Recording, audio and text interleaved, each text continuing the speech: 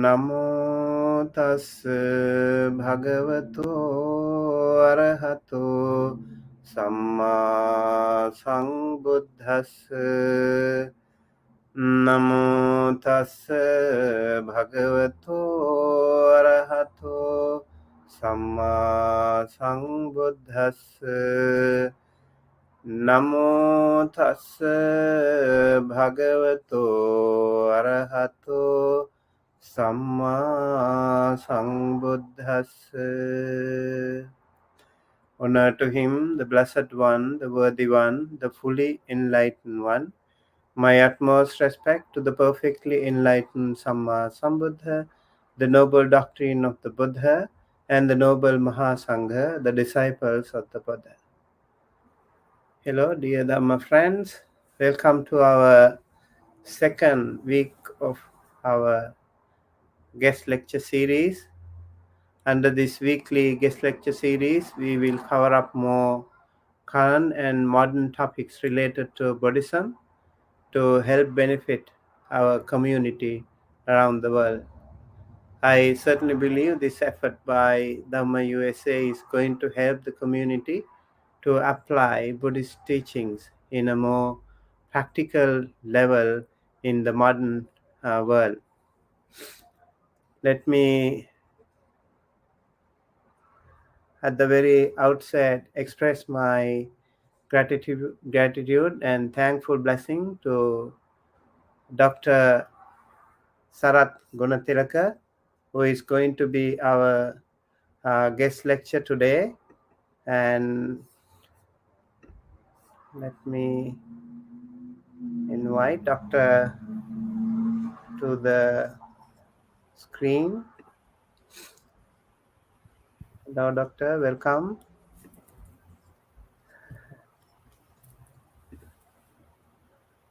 Okay. So, Dr. Sarath Gunatilake is a well-known person for a long time in our area, and Dr. Sarath Gunatilake has been a very important community leader, and also very especially Dr. Sarath Gunatilake is very special in many cases, especially today. With today's topic, we would like to welcome Dr. Sarath Gunatilake as a physician, as a medical practitioner. Dr. Sarath Gunatilake is an American board-certified occupational medicine physician who is an emeritus professor and the former chair of the Health Science Department at California State University, Long Beach. He served as the medical director of Metropolitan State Hospital in Norwalk, California for 9 years.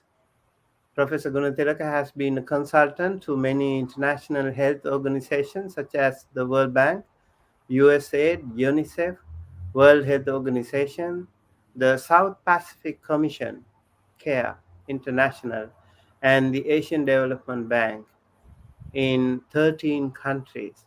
His areas of expertise include health planning, management, sustainable development, family health, and nutrition, program planning, evaluation and quality assurance in healthcare. He is the co-principal investigator for the CSULB, CDC HRSA grant and curriculum development for bioterrorism. He was a member of a panel of consultants who assessed the damage to the healthcare sector during the South Asian tsunami in Sri Lanka.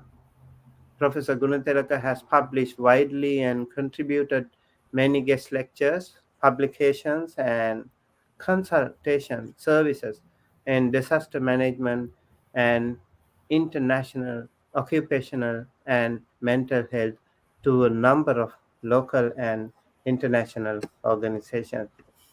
So, very distinguished and emeritus and very well experienced medical expertise that we have today as the guest lecturer, and I really appreciate Dr. Gunatilaka for joining us today. Thank you so much, Dr. Gunatilaka, for joining us. Dr. Gunatilaka, I think I would like to start the conversation before you go into your um, your main theme. You have That will be fine, Bante. Yeah, you have been also working with. I remember in the recent past, Sri Lanka had a very bad situation due to the recent economic collapse. You started sending some medical aids to the country through medical association here, right? America, Sri Lanka Medical. Would you like to elaborate a little bit before we start that? Yes, Bante. I have been very active in the Sri Lanka America Medical Association, as well as a number of other philanthropic organizations here during the COVID epidemic. We sent a lot of equipment, including oxygen concentrators, that saved hundreds of lives in Sri Lanka. And after that, with the severe economic downturn in the country, we have also been trying to help out with various essential medications. And I think the part that you missed out on my introduction is the is that I have been for the last 25 years been very closely studying the Buddha Dhamma, and from a very scientific point of view, practicing it and lecturing on it.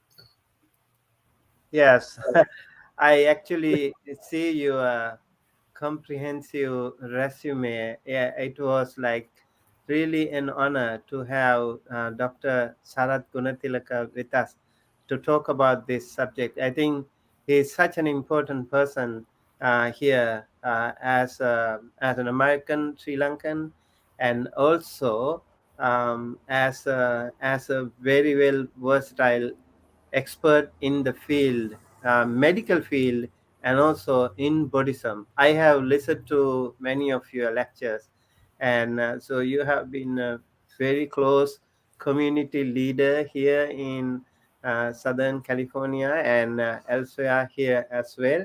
So, well, I would like to I would like to invite Dr. Sarath Gunatilaka to start the proceedings with the topic today, uh, the scientific perspective of Buddhism. Dr. Sarath, over to you. Okay, I'm going to share my slides with you right now. Let's see whether we can get that over to. Let's see slides. Are we? Are we? Okay, let's see whether I can. I'm trying to get the slides on the screen. You can't see it, Bante, right? Yeah, I can see it. Yes, not Can yet. or can? I can't.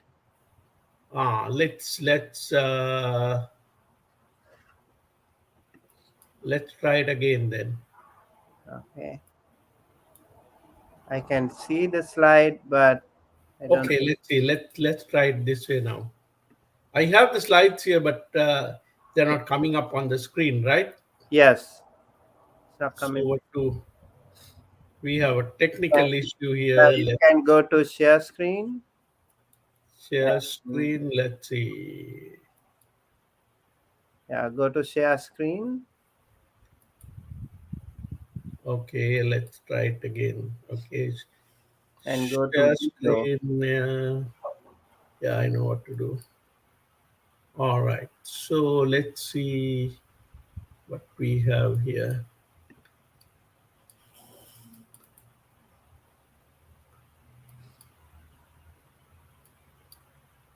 Yeah, I think we are almost there now. All right, here we go. All right. So let's see. You're not seeing the slides yet, right? Yeah, you need to go to, I guess, uh, Hmm? you need to go to window, I guess. Did I not go to the window? Okay, let me stop sharing and then come back again Okay. completely. Share screen. Then I go to window and let's see. I think what is happening is that, let's see. Okay. I may have to, let's see, I may have to. You can't see me. You can't see the slides now, right? Not yet. Not yet. If I say share, Go to, I guess, you go to share screen or share slides also is a possibility, but share screen should work. you have the slides too, Bante. Let's try that way too. I can see now. You can see it now? I cannot. Oh, let's see. Did you send me the slides? Yeah, I did send you the slides too. All right, let me check.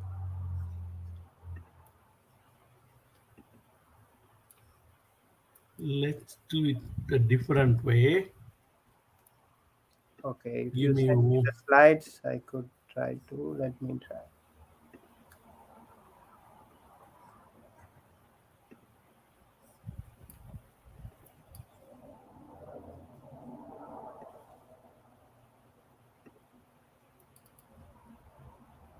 okay. Now let me see. Share, you don't get it. Okay. Okay, I'm uploading now. Okay, let me Yeah, try now it I one can. more. Let me try it one more time. Share.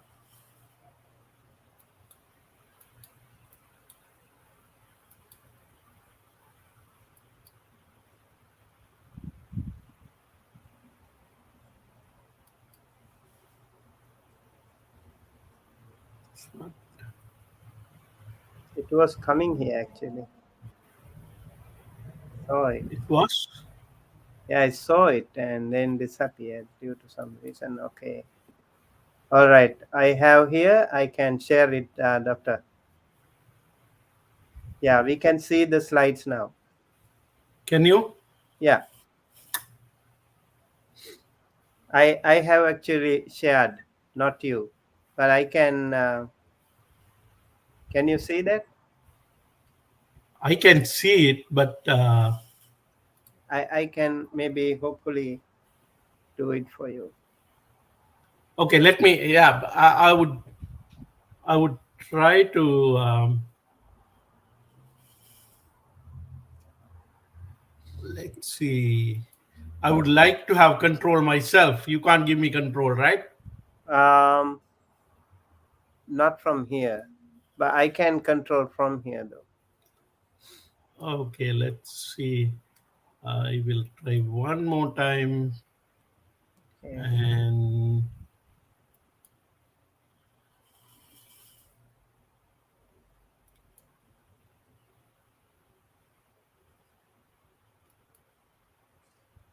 no, I don't see it here.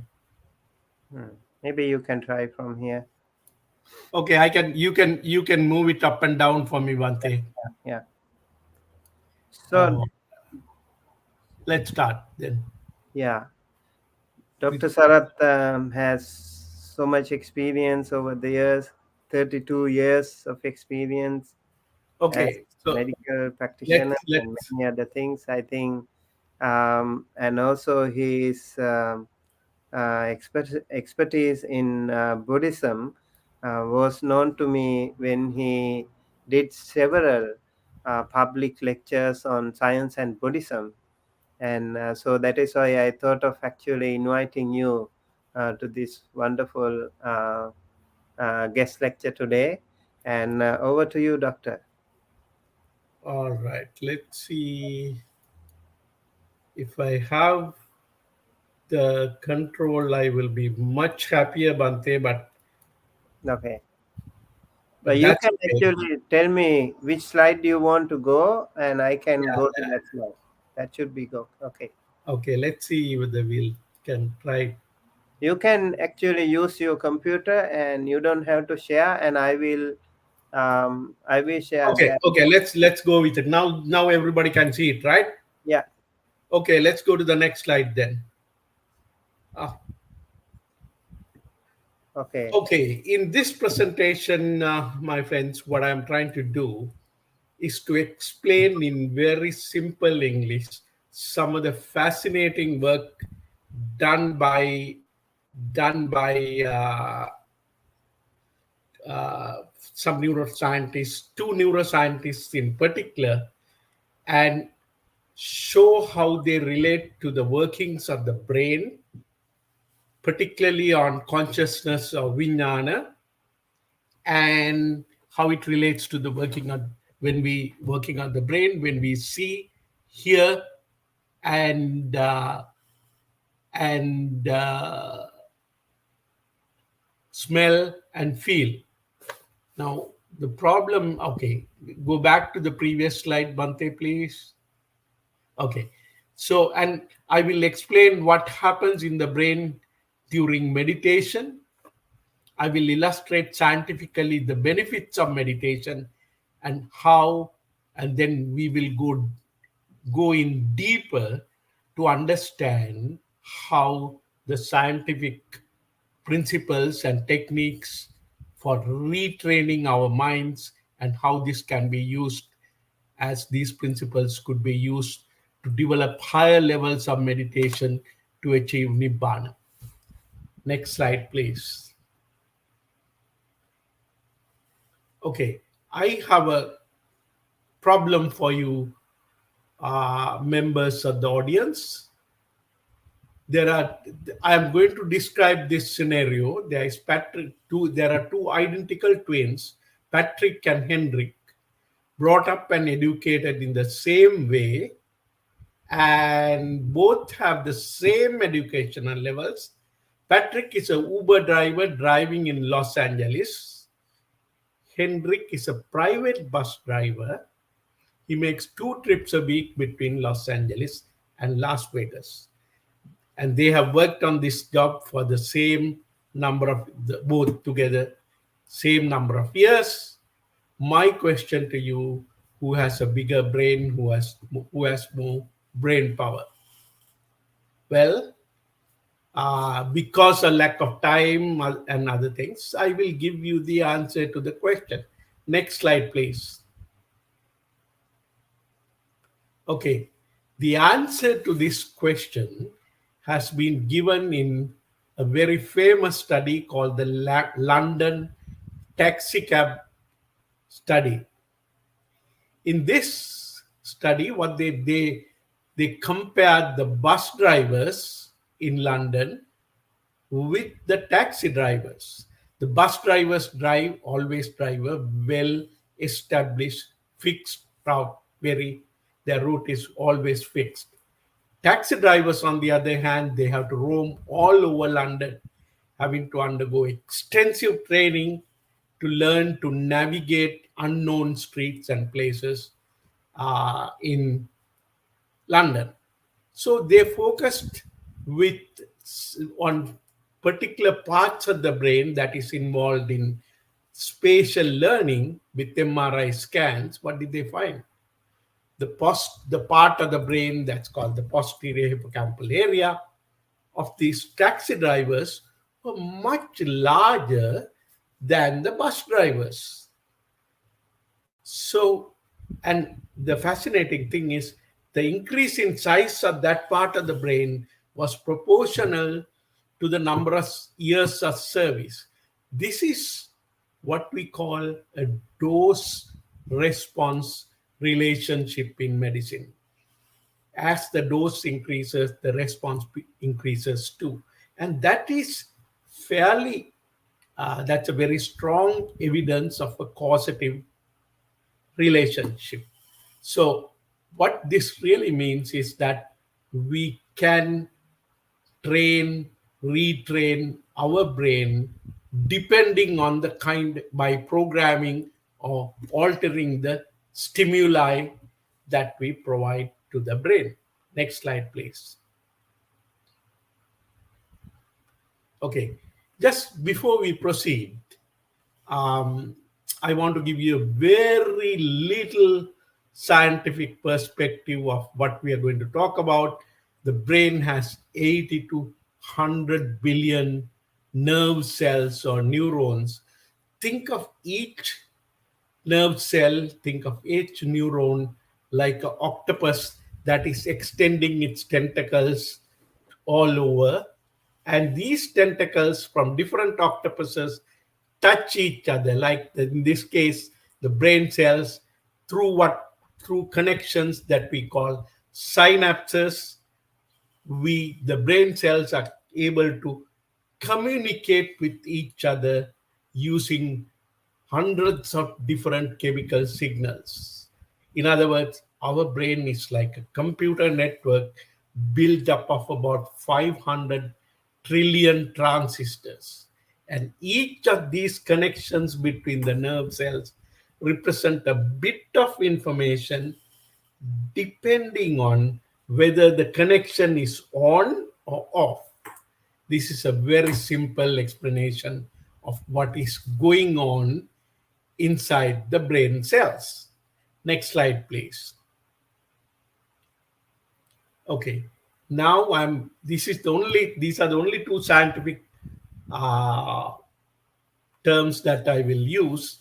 I will introduce you to this concept called neuroplasticity. It looks like a big term, but what it means is that with, just like in the case of the taxi drivers, with different stimuli, with the brain, it represents the brain's ability to reorganize itself, forming new connections between the nerve cells. And neuroplasticity allows nerve cells in the brain to compensate for injury, for disease, and also to activity, and respond and adjust to the activities in response to new situations and changes in the environment.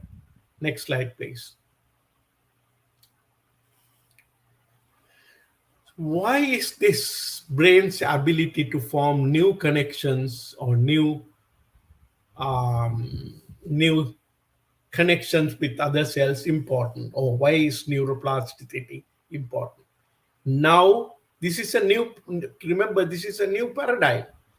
When we were medical students, they told us, look, if somebody gets a stroke and the brain cells die, that is it, and they don't regenerate. Now, our new discoveries have shown that the brain cells can even regenerate, can make new cells, and they can, more important, they can make new connections with other cells what we depending on what we the what we program our brains for. So we can train our brain. This is the most important thing. We can train our brains for new good habits. We can train our brain for new bad habits. This has tremendous implications for educating children, shaping their behavior, many implications for all of us as adults, and has a lot of applications in the workplace. Next slide, please. So we can, if we can, when we learn something new, we create new connections between our nerve cells. We can rewire our brains to adapt to new circumstances, and this is what we call positive neuroplasticity. Next slide, please. Okay, This is the most important thing, one of the most important and the easiest things for you to take home. The best way to exercise your brain is to meditate. Meditation exercises the brain in the same way as an aerobic class exercises your body. So, next time you go to your aerobic class, also think about exercising your brain as well. The benefits for both are tangible and comparable. A complete fitness plan includes exercising the mind, and a healthy mind means very little. Healthy body means very little without a healthy mind. Next slide, please. It's just the same principle as bodybuilding. When you exercise more and more, your muscle cells get bigger and better and they develop.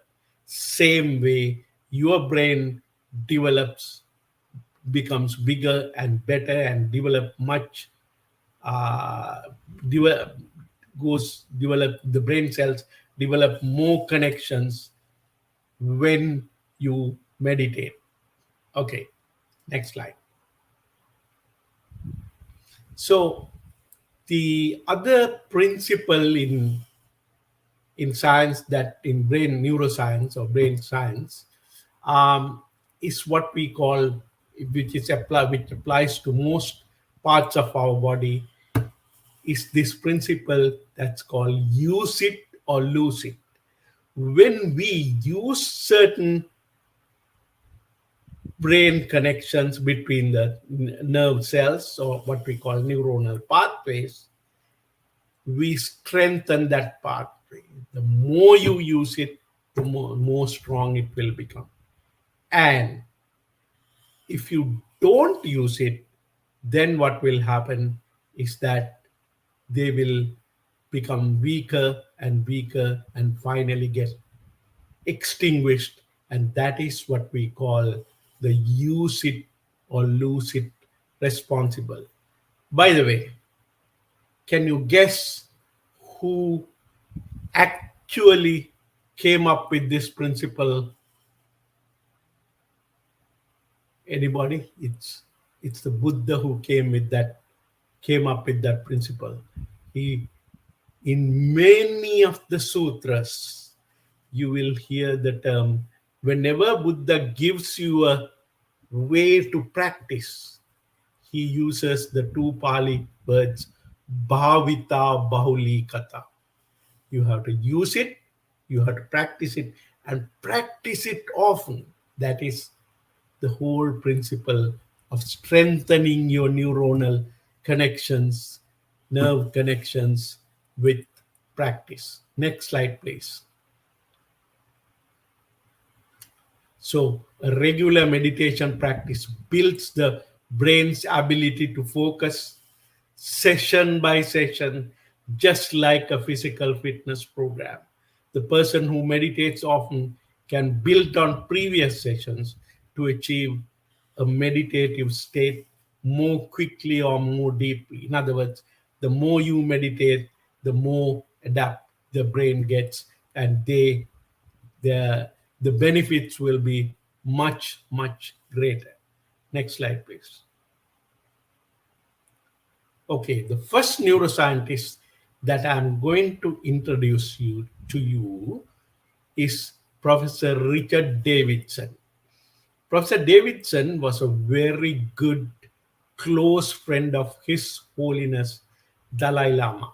He's the professor of psychology and psychiatry at the University of Wisconsin, Madison. Um, His Holiness Professor Davidson was doing his research on the negative aspects of the human mind, like anxiety, depression, and all that. And His Holiness told Professor Davidson, why are you studying only the negative aspects of the human mind? Why don't you study the positive part, the aspects of the human brain? Why can't you study compassion, kindness, equanimity, and these other concepts. And that is exactly what Professor Davidson did. Next slide. Okay. He became so friendly with His Holiness Dalai Lama. He brought about 10, I think I can't remember the exact number, about 10 meditators, very seasoned meditators from Tibet. And I think they were living in Nepal and Dharamsala in India. So he put all kinds of gadgets to measure the how MRIs, functional MRIs, and all these other things. I'm not going into scientific details to measure how the brain works during meditation. Actually, he conducted a controlled trial controlled experiment. He had 10 meditators from His Holiness Dalai Lama. He had 10 of his graduate students who he used as the control group. They were doing the same kind of meditation as these seasoned meditators, and they were very, very well seasoned meditators. And some of them had 10,000, 20,000, 30,000, 40,000, 50,000. Some had even 60,000 hours of meditation under their belt. Next slide, please. So he looked at the brain waves of these high level meditators and compared that with his controls. Those are the graduate students when they were doing the same kind of meditation. Next slide, please. Okay, without going into a lot of scientific details, I want you to look at the last row of these brain waves, what we call gamma waves. And for your purposes, um, think of gamma waves as something very rare in ordinary folks like us, like who do not meditate on a regular basis. Actually, when we are solving a very important critical, when we are involved in critical problem solving, we may get one or two or few gamma waves. But what he guess what he found in these seasoned meditators. Next slide, please. Okay, his Professor Davidson's results were published in the Proceedings of the National Academy of Science. The monks exhibited, the ones with who had significant training in meditation, was they they exhibited significantly more gamma activity, and some of the monks produced gamma wave activity more powerful than any previously recorded in a healthy person.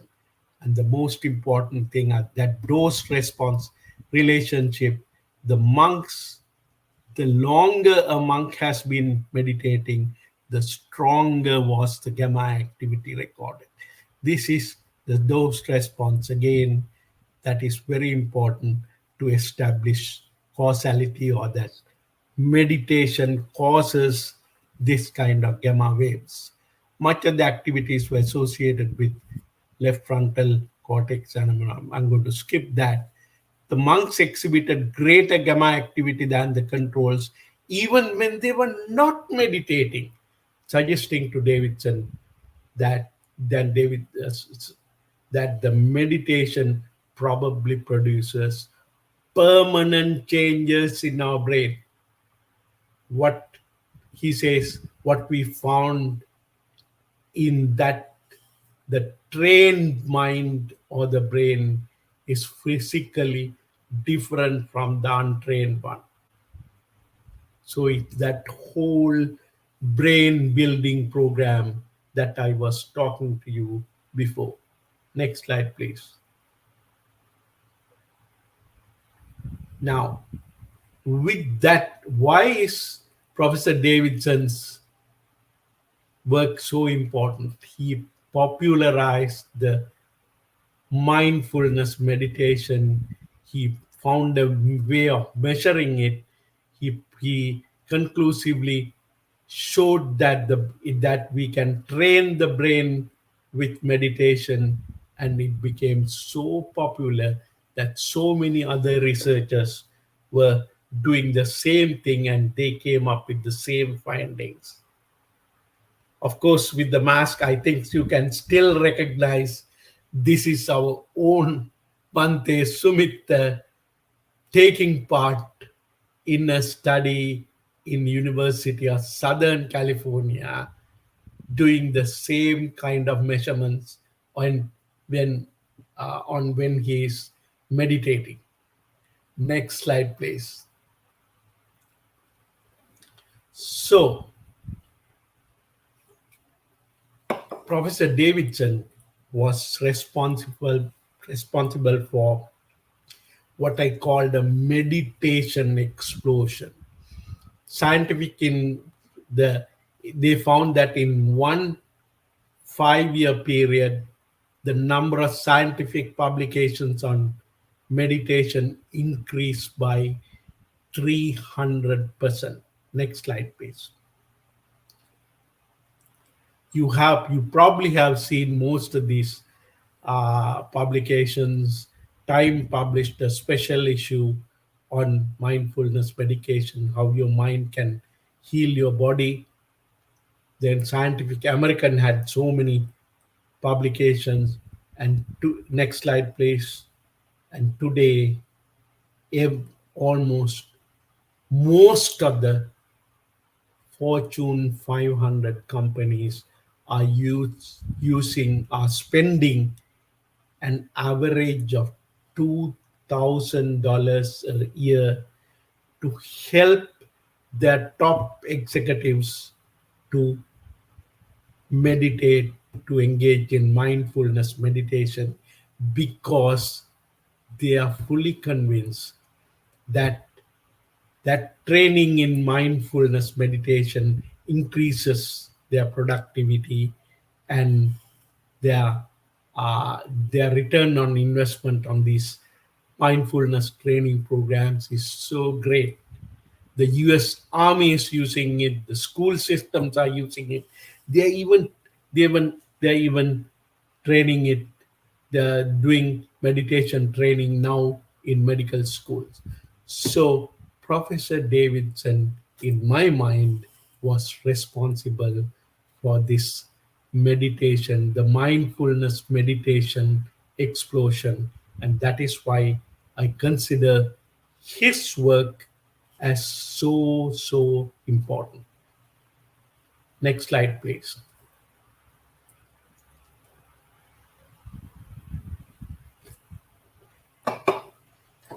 The next neuroscientist that I want to talk about is Professor Anil Seth.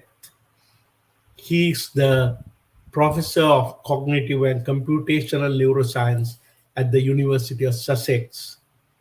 And he recently published a book called Being You. Next slide, please. Being You, the New Science of Consciousness. It came out in late 2021. Next slide, please. So I applaud Professor Anil Seth for trying to do something that most other neuroscientists were afraid of.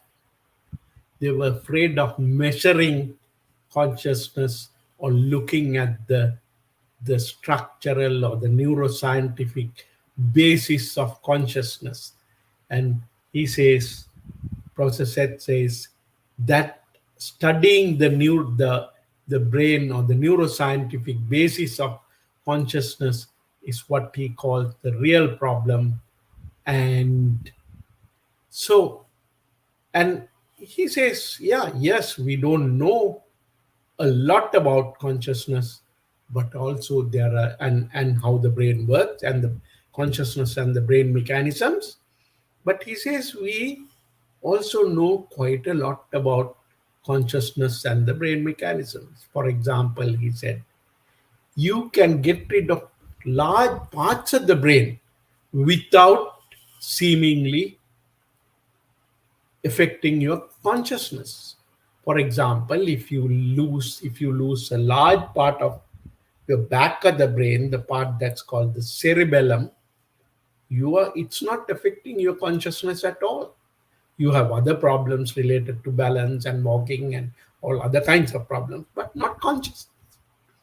So, and but if you lose even a little your circulation to the thalamus in the middle of the central part of the brain, you can lose your consciousness forever. So we have roughly an idea of what parts of the brain are more involved in generating consciousness than the others.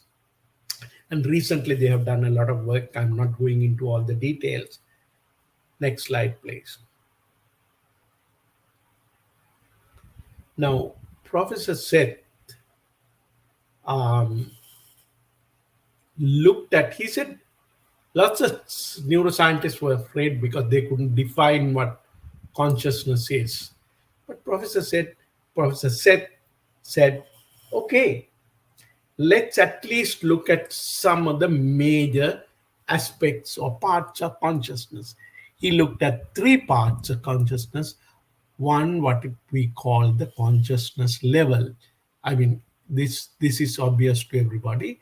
If you are under general anesthesia, you have absolutely no consciousness at all, but it is reversible. When you are sleeping without dreaming, that is a different level of consciousness than when you are sleeping and dreaming. And of course, the highest level that we are more aware of is when you are vividly awake and aware. So there is a lot of clinical work that is being done in this area, but that the part that is most important to us in Buddhism is the consciousness content and the what we call the conscious self.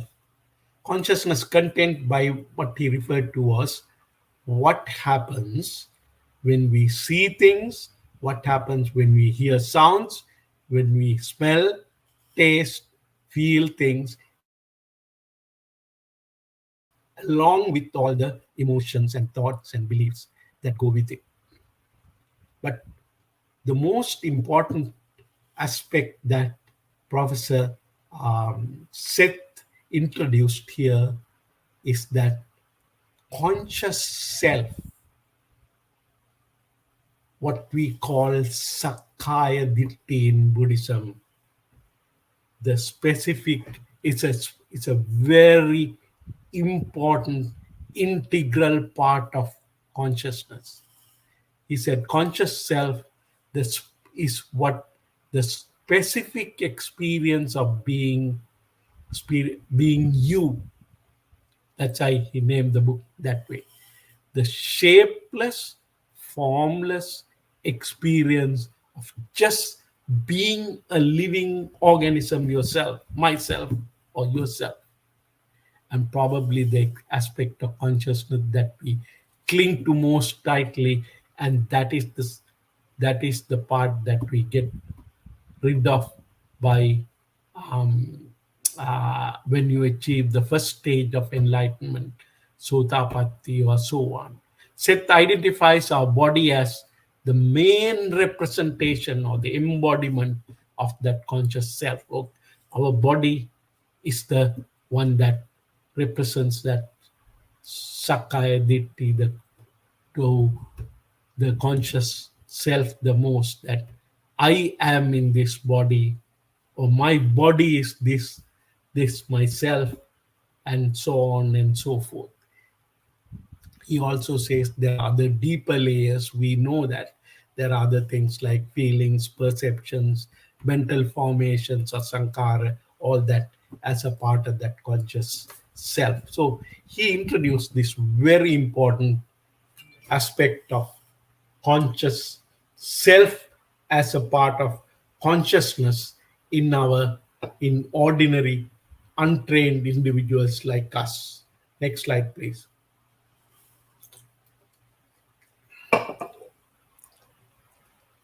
Okay.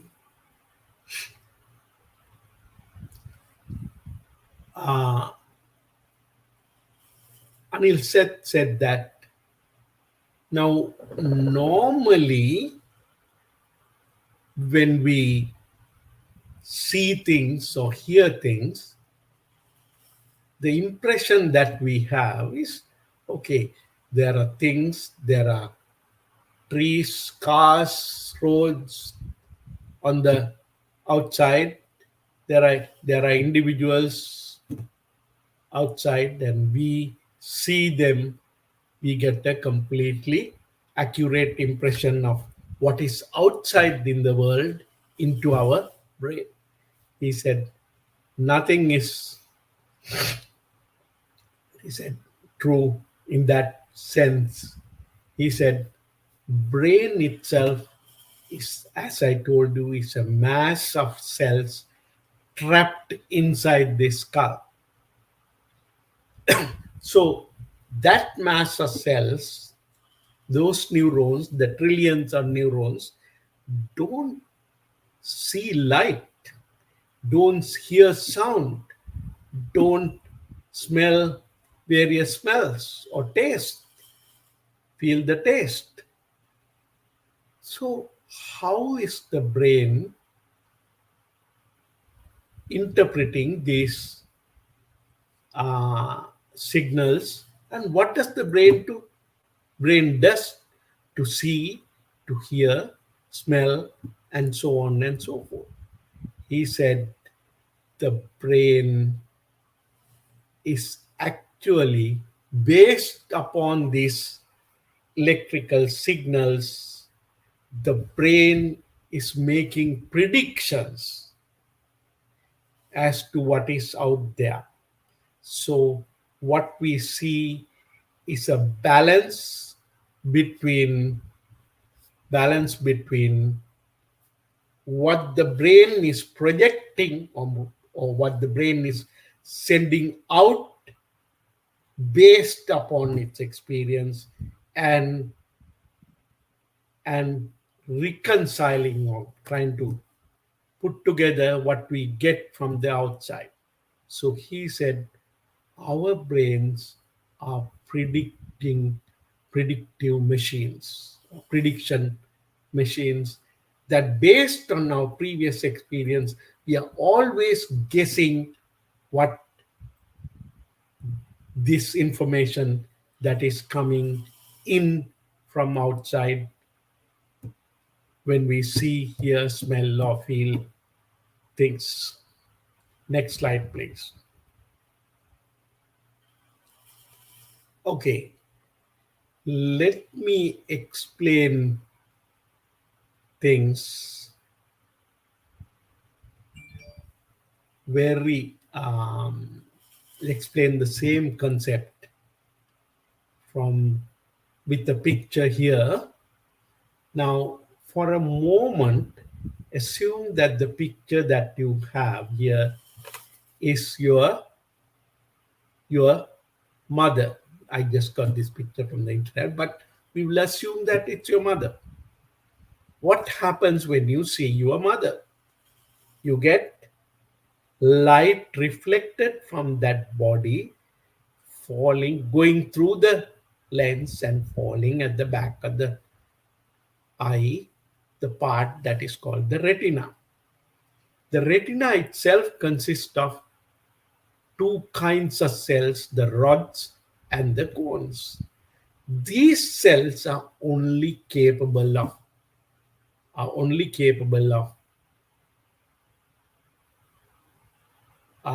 seeing the color and the shape and some shades of light. That's all. They are not seeing the lady that's here. Now, with there is a electric current with the fall of the with the light falling on the back of the retina. There is a electric current that is generated, that goes through various nerve connections and go to the back of the brain, the so-called the occipital area that is involved in seeing. Then once it gets to that back of the brain, there are two electric. Unfortunately, I cannot animate this. It's animated, but I sorry, I can't bring it up here. Um, then there are two electric currents that go from this area, one up, one below, and that brings in all together, brings integrate all the information that we have about this object, that we have collected previously about this object, and then the brain makes a guess. Oh, this is my mother.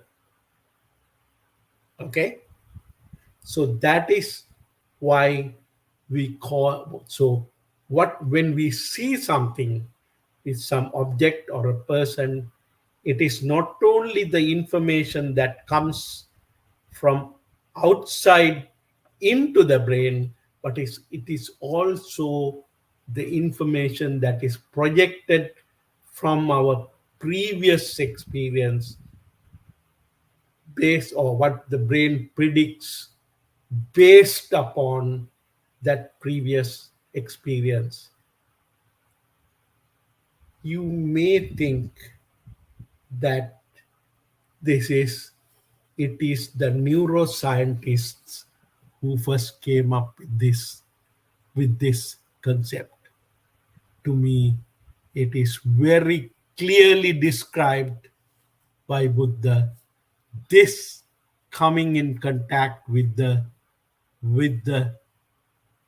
retina, this is what he called contact or passa, or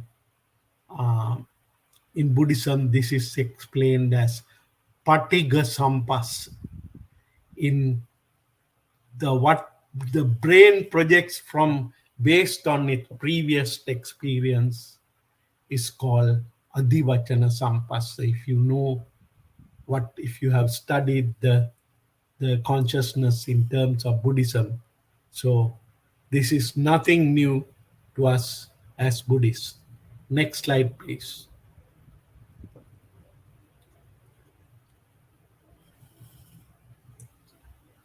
These are the two streams of electrical currents that the brain projects. The visual area, the brain projects to the rest of the brain to get in and integrate the information about that object. Next slide, please. Now, I'm going to create a scenario here. Let us think that three people are looking at this lady at the same time, and one is me, of course, and I interpret that information through what my brain is guessing that this is my mother. Now, my father is also looking at her at, from the same vantage point, from the same place, and his brain is suggesting that this is my wife. My next door neighbor, my next door lady, who is not in good terms with my mother, will look at her, will interpret the same electric current that comes from that figure as this is the lady that I don't like.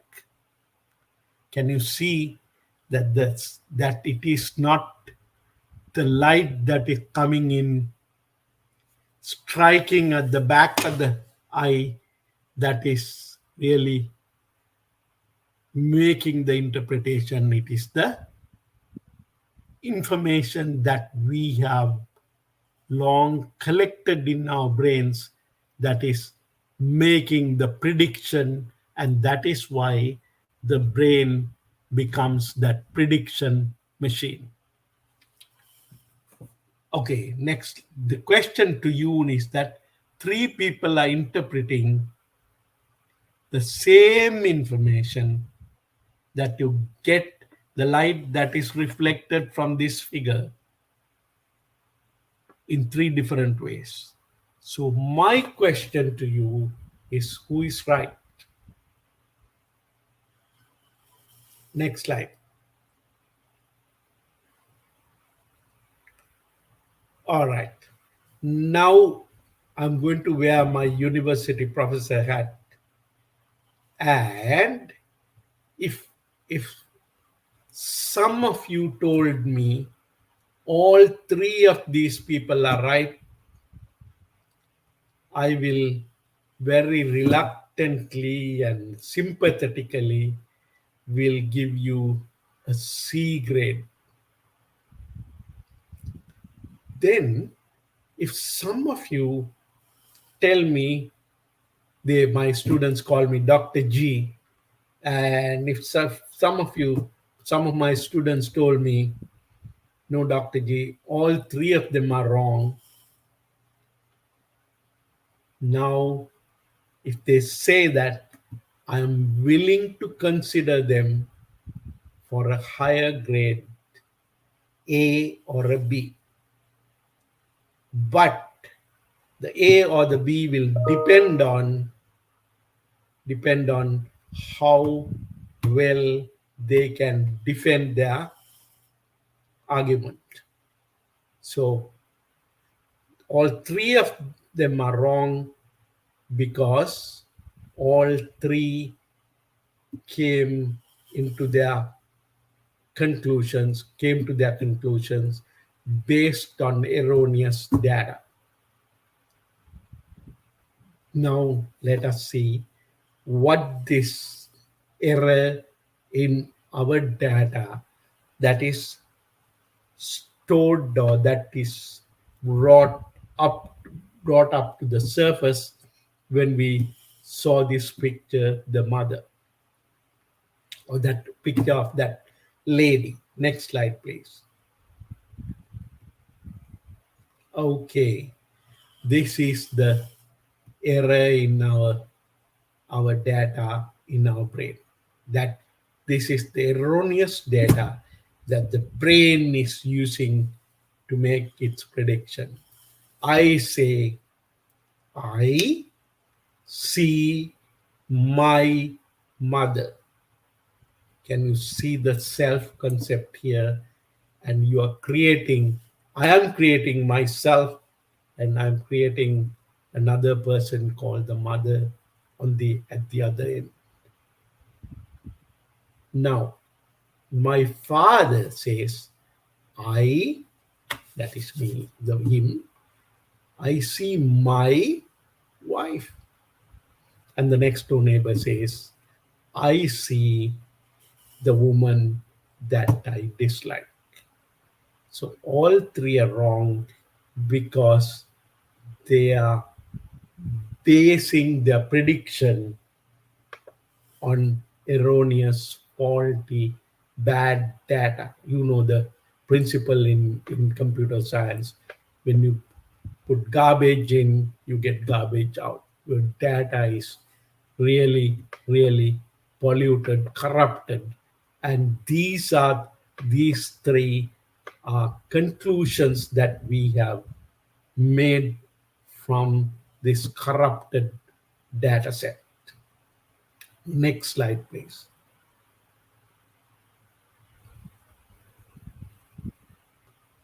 Okay. This slide is a little cloudy, but if that is corrupted data, faulty data, what is the correct what is the real, correct, or unpolluted, or real data. For that, we have to go to Buddha's teachings. I'm Because a lack of time, I'm only quoting two sutras here. One is the Bahya Sutra. The same thing is almost said in the same way in the Malukya Putta Sutra. But Bahya was a ascetic who came a long, long way to see Buddha, and finally he met him at Travasti when Buddha was going on his alms rounds. So he told Buddha, Bhante, can you please tell me your teachings right now? So Buddha said, no, Bahir, I'm going on my alms rounds. This is not the time for me to be preaching the Dhamma. Bahir never listened. So when he kept pestering, kept forcing, asked Buddha 3 times to please tell me, Bhante, what your Dhamma is like. Buddha gave a very succinct summary of what he wanted to say. This summarizes the whole philosophy of Nibbana. He said, Bahya, train yourself this way. In reference to the seen, there will only be seeing. In seeing, there is only a process of seeing, nothing else. In reference to hearing, there is only the heard, that process of hearing and nothing else. In reference to the sense, what you sense from outside, only what you sense. In reference to what you understood, what you cognized, it was only what you cognized. So train yourself this way, Bahia, and there is no you in connection with that. When there is no you in connection with that, there is no you, there is no you there, or mean to say that there is no you that is existing there. So the problem with our data set is that looking at the process, like where seeing is only a process, hearing is only a process, smelling is only a process. In seeing, there is only just the scene. But we overlay or embed this whole self concept on that, and consider and distort or corrupt the information by saying, I see my mother, I see my wife, or I see the lady that I dislike. Next slide, please. Just to complete the completely drive through the point, I will use another sutra, the Panchavaggadayaka Brahmana Sutra. Again, it's a very interesting story for which I have no time.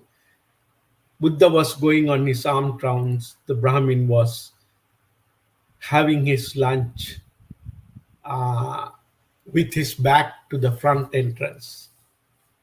So Buddha stood at the front entrance. The wife was serving him. She could see the Buddha, but the Brahmin couldn't see the Buddha. So the wife, knowing that she will have to now, if you give alms to Buddha, give food, serve food to the Buddha, she will have to cook again. In sign language, She told the Buddha to go, I'm not giving you anything. Then Buddha was saying in the same sign language, no, I'm not going. And for her, when she saw how the Blessed One was communicating this way in sign language, she broke out into a laughter. The Brahmin looked back. He was so sorry that he had started eating his meal. He went down, worshipped the Buddha, and said, Bhante, I have started on my meal. Can I serve you from the untouched, unused parts of my meal? Buddha said, we bhikkhus are worthy of your the first part of your meal, the middle part of the meal, and also the last part of your meal. So at that point, the Brahmin asked Bhante, who is this bhikkhu? And Buddha gives a beautiful definition. He said, Sabbaso nama rupasmin yasanati mamayitang asatacha nasochati sache bhikkhuti uchati. That's the Pali I'm putting in there so that anybody can look it up. Brahmin, the one who is living not attached to or not conflicted with the name and the nama and the rupa, the mind and the body, the form or the matter or the body, does not lament over it, taking it as me or mine, is called the bhikkhu. So again, what you see there, or when I say my mother, what really exists, the right data is that it is only a nama, the mental factors, the mind, and the rupa, the body. And if you don't take that body and the mind as mine, you is some person who will not lament over it, where life becomes free of attachment forever. Next slide, please. So you can see how our data set got corrupted. It's only a nama and the rupa, body and the mind, and it is the but we have corrupted that data to create a person called the mother, create a self called me, and this is my mother. Next slide, please. Okay, I'm going to skip some of these slides in the interest of time. This is how life starts, as in the womb, as a fertilized egg. The sperms fertilize the egg. Next slide, please. And when the sense organs develop with the descent of the vijnana or consciousness, very clearly described in the Mahanidana Sutra, these sense organs begin to develop: the eyes, ears, and the nose, and the body, and the skin, and all that. And next slide, please. So at the beginning, our mind, Buddha said, is luminous. But in the newborn child, the word they use is pabassaramidam bhikkhave tittang chanchakoa agantukehi upakkilesehi upakkilitta. The mind of the newborn is luminous. It's radiant. It's It's not spoiled, it's not soiled. But once we start getting information through these six sense doors, it we cling on to that self concept, and we cling on to that me mind concept and start soiling the mind. And that way of taking in that corrupt data is what we call defilements, or in Pali it's called astrava. Now, then Buddha said, and by cleaning it, one can make it more luminous, and the effort therein is not in vain. So, the point I'm trying to make here is that when we take in the input from the five sense organs and the mind, we interpret that data in in a corrupted, in a faulty fashion with the self concept, and the entire data set in the brain becomes polluted, corrupted with that way. And we are now making predictions based on a corrupt data set, and say, this is my mother, this is my wife, and this is my next door lady. Next slide, please.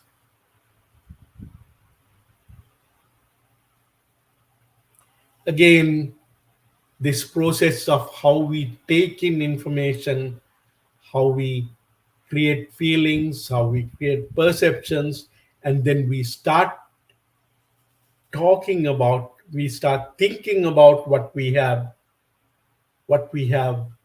um, um, perceived, and creating what we call conceptual proliferations, or creating what we call papancha sankara. The process of this, how we corrupt this, our data set, or the information that we get into our body, into our brain, is very clearly described in this Madhupindika Sutra, or the Honey Bowl Sutra.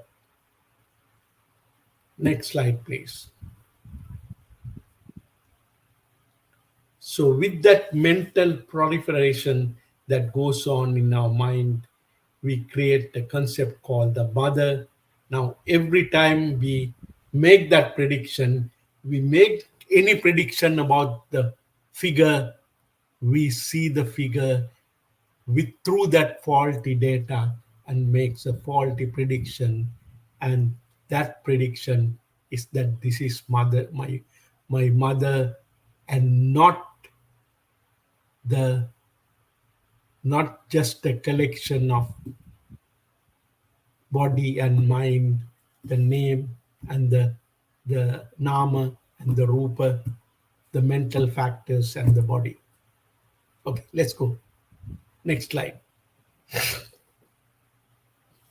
So that is why Buddha said, once every one of us, when we are born, we are like a beast machine.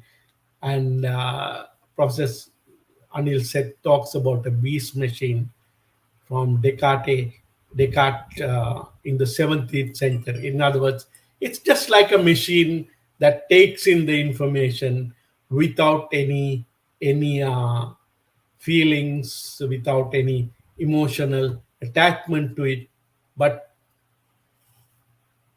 over the years, our minds, the data through which make predictions, when we see things, when we hear things, when we smell things, have got corrupted because of this self-concept. And now you can, Buddha says, through the vipassana bhavana, vidarshana bhavana, through the meditation, vipassana meditation, you can begin to cleanse that data and make the mind luminous again.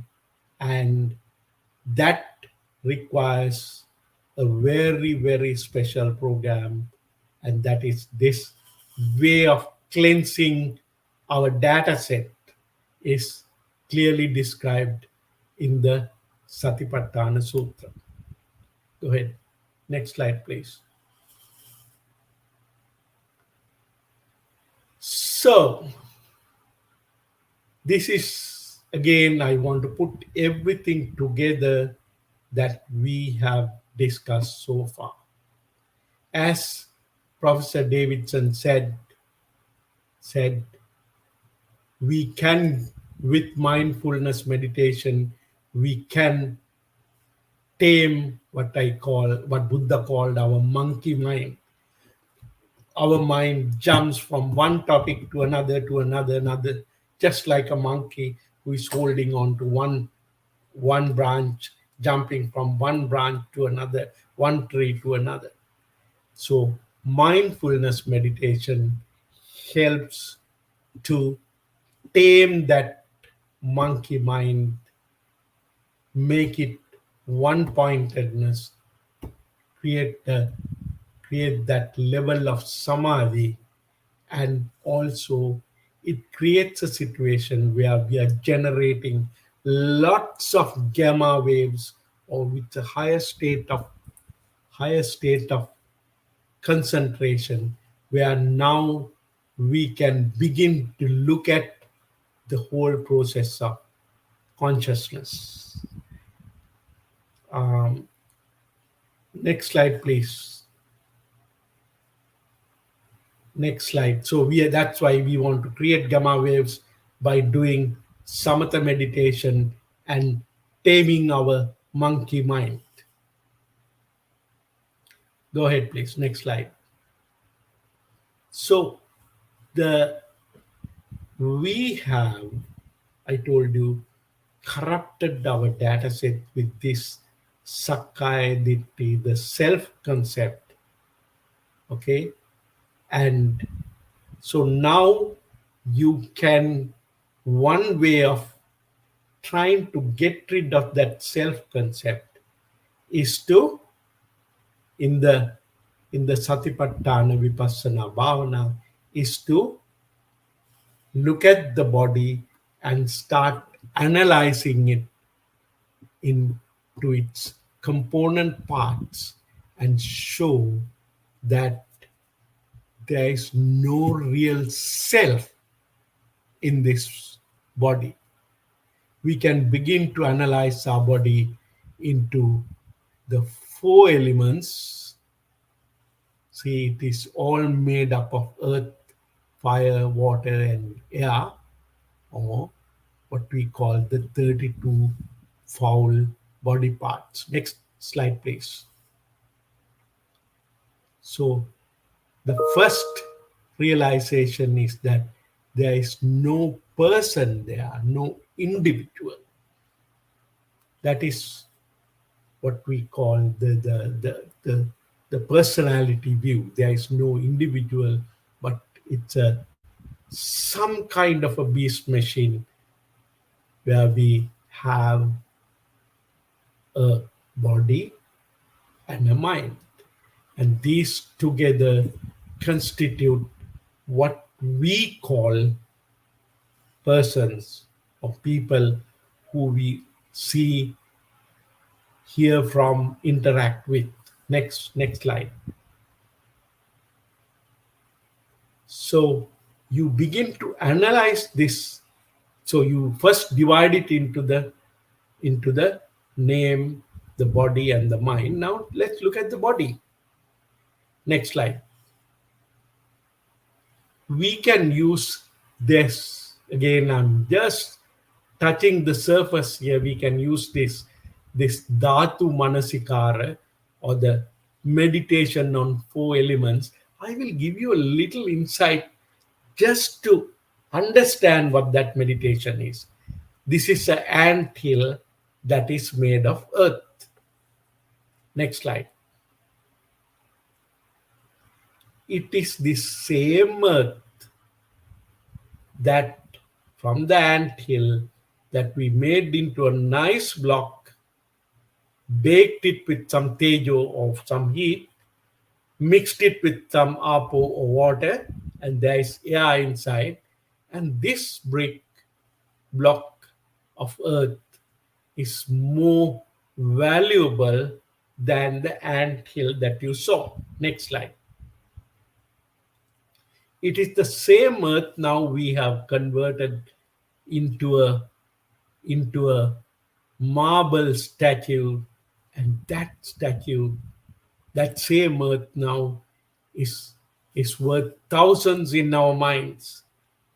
It's only the same earth, but in our mind we have created that value for that earth element, the solidness in our mind, and we think, Buddha said, Sankapparago Purisasakamo.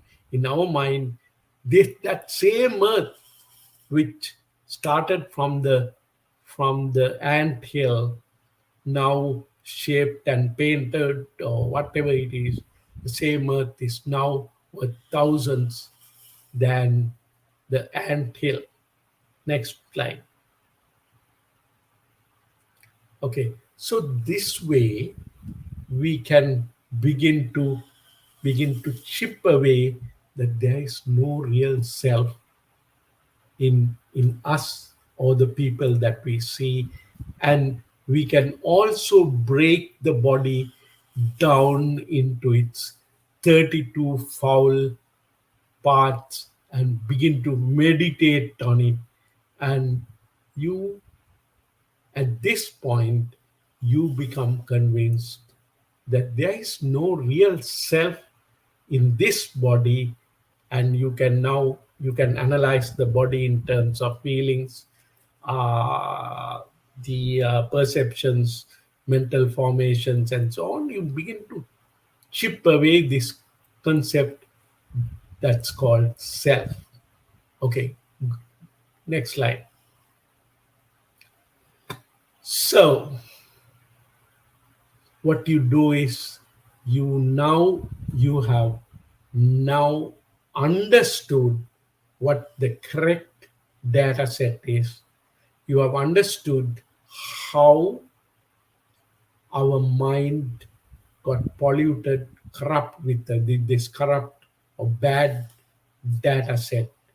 And now you are using the meditation to, we have been for so many years have been working with this corrupt data set.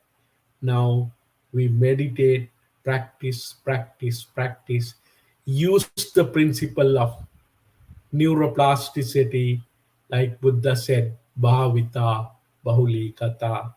And as we keep on doing that, the neuronal connections that represent self, or that has created this me or mind, is going to get extinguished, and we are not generating new data that is going into our mind as me, mine, or myself.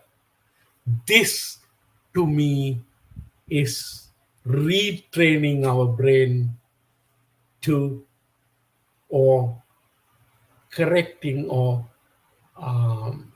flushing that corrupt data set to come up with what happens in reality, and that is neuroplasticity in full action. Next slide. Okay, so we are rewiring our brain with vipassana meditation to get rid of that self concept, get rid of that me and mind concept. And this is the whole scientific basis of vipassana bhavana. And I'm going to stop here, and may the blessings of the triple gem be with you. And if you have any questions or comments, I would be happy to discuss them with you. Thank you, Bante, for helping me with the slides.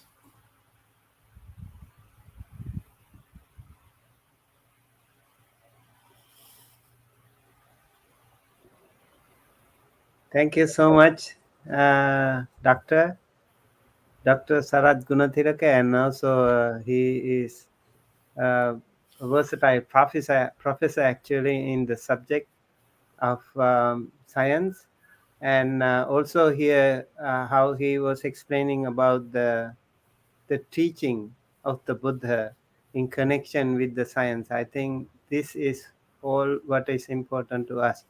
Listening to a scientist um, from that perspective and comparing that with the Buddhism, you have been actually practicing as a Buddhist for a long time, and so you know it better to compare the two subjects together. And I really appreciate your contribution today. We have one question today with by Stalin Vetti. According to what has been said here, consciousness is in the brain. Am I correct? This is again what I'm trying to. Uh, I'm glad that Dr. Stalin Vettamuni, who I know very well, had asked this question. This is a topic that really requires a lot of further investigation into. Uh, I know, Stalin, your article on in Ceylon Daily News about Vinnan itself discusses this relationship between the mind and the brain, and I'm not going into here the real. I will be the first one to say that I don't know really the connection between the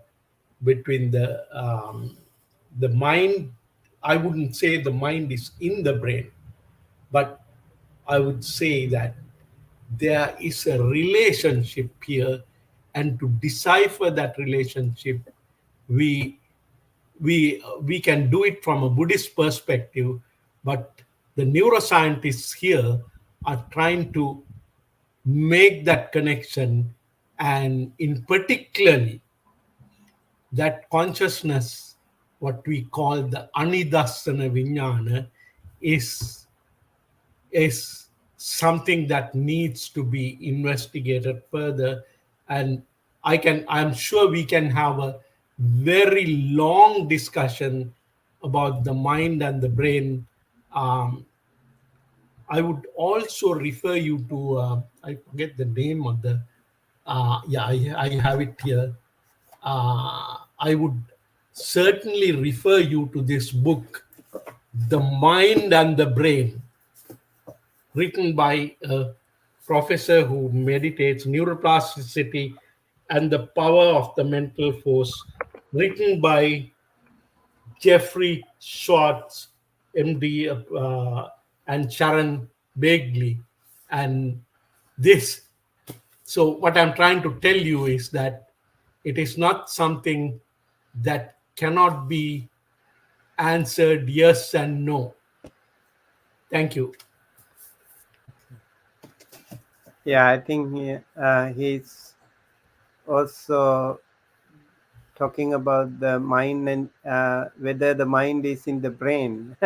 So I think there is a question. There is a separation here, and that separation we have not really studied from a neuroscientific point of view, but Buddha has given a very clear definition of the description of it. Yeah, you showed my picture also in when I attended um, that event. Actually, that's a research by Dr. Ray Khan. Um, he was the assistant professor of clinical psychiatric and this U.S. Department of Psychiatry and Behavioral Science, USC Brain and Creativity Institute, and he is also the director, USC Center for Mindfulness Science. And so there we were actually 60 participants were asked to use those EEG cap, and then we were meditated. There were some experienced meditators, and also some of them were not normal people.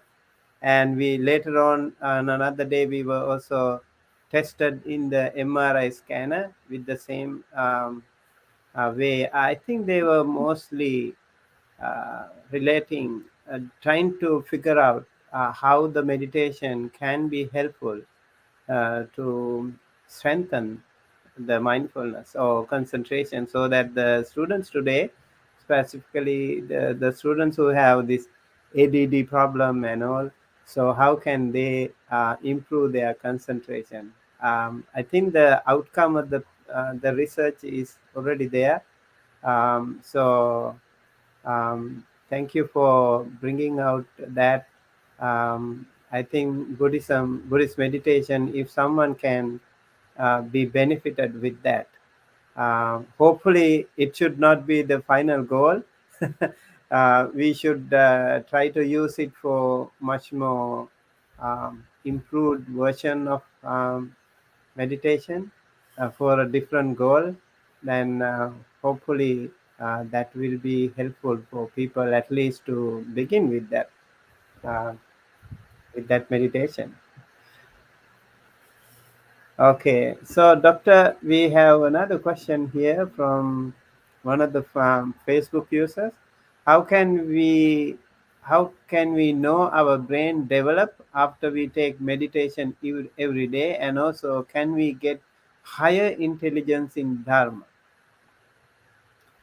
Um, okay, the first part, there is some empirical data. There was some even more few more studies done at Harvard and other universities that shows how the brain develops during meditation.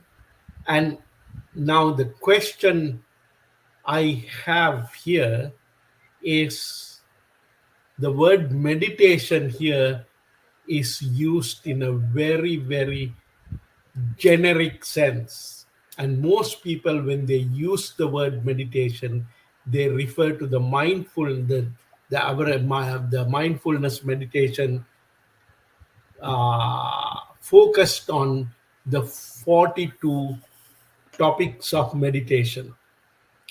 Now, when whatever the topic of meditation is, when you develop there is evidence to show that your concentration powers, your focus, your uh, the spreading out of your mind, and all these things, that there are benefits of meditation that has been described. But the more important part of it is that when you start doing the vipassana meditation, how do you assess yourself, or how do you evaluate um, that part? We can really begin to, once we know, when we meditate, is that we begin to let go. I would like to quote Reverend Ajahn Chah from here. He said, if you let go, I'm trying to remember his quote. It's like this: if you let go a little, you will be a little happy. If you let go more, you will be more happy. And if you let go everything else, everything, you will be the happiest. So this is the this is one way of evaluating yourself when we get into the vipassana bhavana. But in general, there is a lot of information on how you increase your increase your attention, your concentration, your and other things when you just do mindfulness meditation at a non-denominational level. Thank you. I like that Ajahn Chah's quote.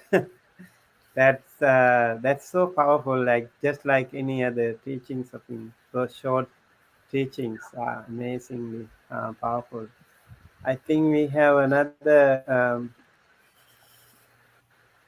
hopefully piggyback or from Stalin, Vettimuni, right?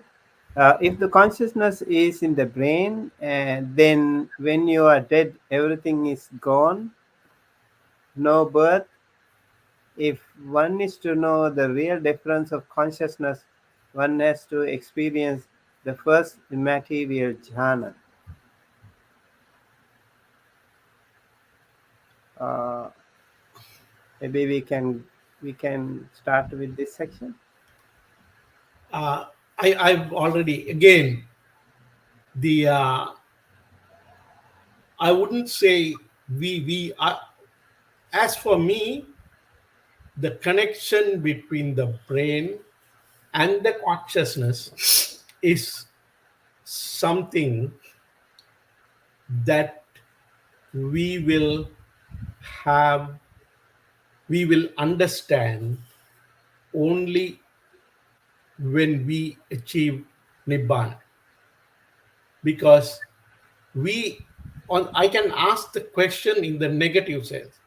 Has the brain is the brain in the is the consciousness in the brain? That's the question you're asking, Stanley. Okay.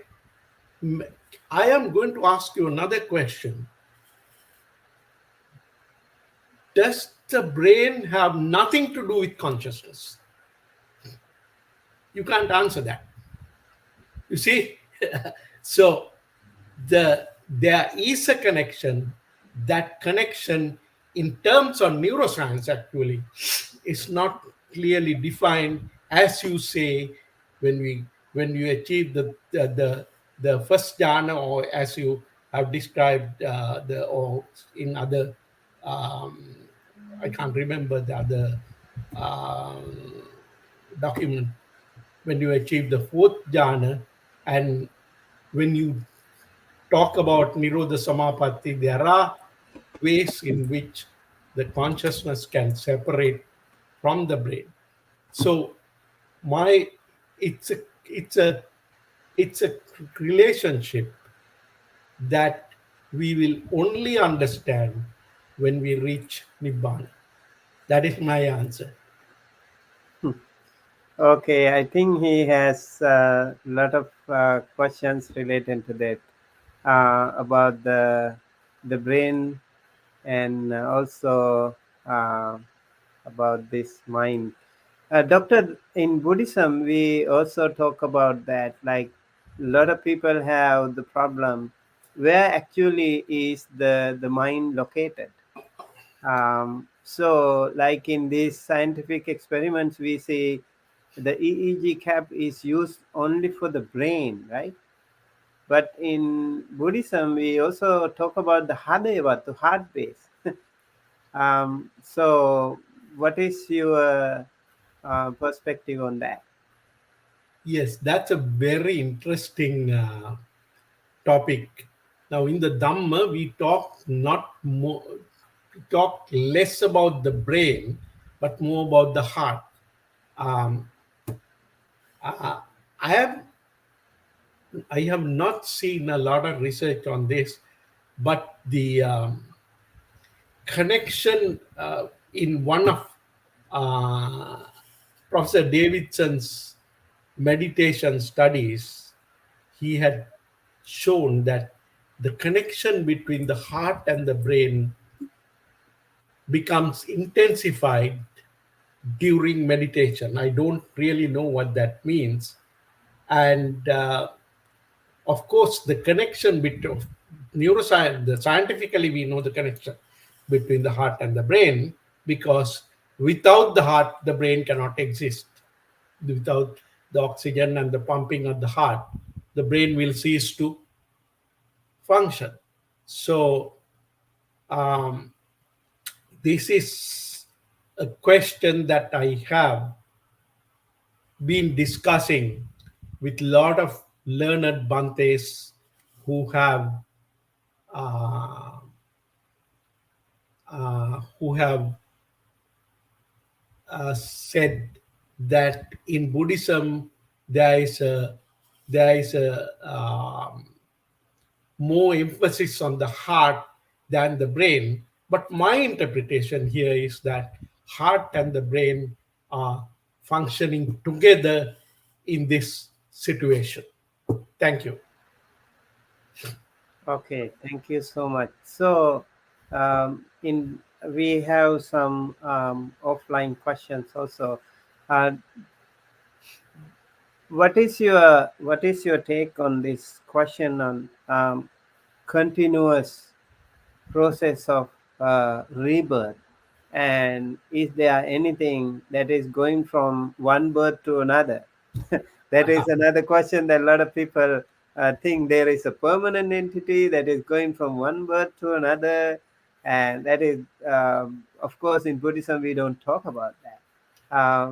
Would you also enlighten the audience today with the scientific perspective on also about the Buddhism? Okay, the once this is not the first time that I have been asked this question, and this is not the first time that I have discussed this question. I was trying to illustrate this with a very, very practical example.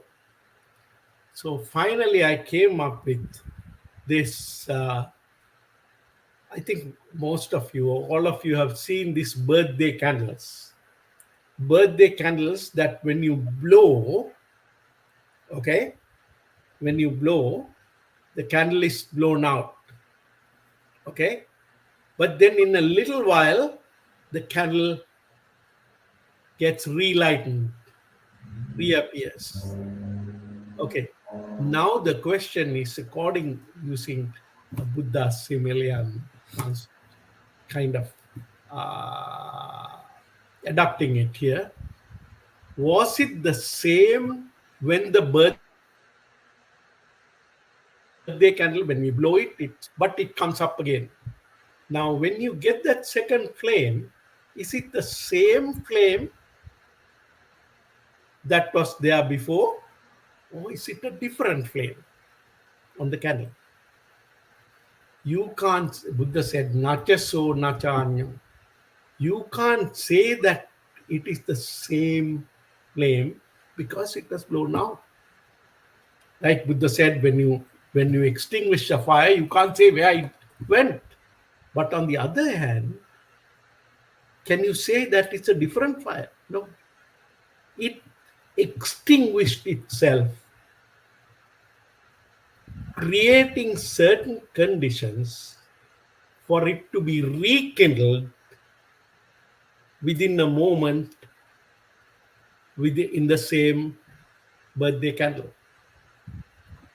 So it is not something that is physically materially going from one birth to another, but you end one life creating the conditions that are necessary for the vijnana to take footing in another body. Okay. You can join the discussion, Bante. Yeah. All right. Thank you so much, Doctor. And I think Stalin has quite a long sets of discussion here I, regarding the I, I mind. think I think Bante that we should invite Dr. Vetamuni Yeah. to to give us a Hopefully, talk because he's very very knowledgeable on this subject. yeah. Thank you, Dr. Starling Vetimuni, also for joining us today in the discussion. And we appreciate, and hopefully the discussion and the lecture today would have also helped many people around the world to know more about Buddhism through the lens of Buddhist perspective, and through the lens of science, how can also get more benefits to learn and practice Buddhism. That is actually the idea here. More importantly, how can we act, as Dr. mentioned correctly, it's not only the brain that we need to feed, we also need to actually care about our heart. So I guess it should be the balance between the head and the heart that can be more helpful. All right. I think we have another. Um, okay. He says it's like a fax that is sent from one end to another. It contains all the data. All right. Thank you. All Good right. So example, Stalin. yeah, so we have another question. Sanjay Kapade from India. Brain is an organ, physical matter, but consciousness occupies every one of the body, every cell. I think that is not really a question. It's a It's comment. it's a comment. Yeah. All right. Thank you again. I guess with that we would like to conclude today's lecture, and I really am very thankful to Dr. Sarath Gunatilake, who has been an eminent scholar and also a very wonderful community leader and a Buddhist practitioner, and who was like a father figure here, to many of us, and he really is helping the community here, and also as a wonderful scholar, professor, he is also opening the eyes of the many. Thank you so much for joining, and I hope our um, audience today was benefited with this very helpful presentation by Dr. Gunatilaka. And so today we would like to conclude the second lecture. Next week we have Dr. Richard Dixie from Northern California, who is going to present a very important topic actually on emotional resilience. And then we will also have number of um, guest speakers coming up in this series. And I would like to invite all of you to join us in our future guest lectures as well. I would like to invoke blessings upon Dr. Sarath Gunatilake for kindly accepting our invitation for this speech today. May you always be well, happy, and healthy, dear Dr. Sarath Gunatilake. Let us also keep our palms together close to our heart and pray that by the power of all the Dana Sila Bhavana activities that we all have performed during our lifetime and during our whole course of samsara, may they become one united power, and may it be shared with all the celestial beings. May all the wonderful celestial beings, including respectful Brahmas and Devas, and all sentient beings, receive this merit, share this merit, and be well, happy, healthy, safe wherever they are. May all your departed ones also receive the merit that we have accrued today and before. May they all be happy, healthy, and safe wherever they are. May all of us be able to live our life peacefully, comfortably, with good health. May all of us and all sentient beings be able to attain the supreme bliss of Nibbana, the absolute peace and happiness at the end of our samsara. Thinking thus, please keep your palms together close to your heart and say 3 times Sadhu, Sadhu, sadhu. Thank you so much, Doctor, again, and everyone for joining us. Looking forward to seeing you again in another episode of this special guest lecture series. Thank you. Good night. Teruvan Saranai. There was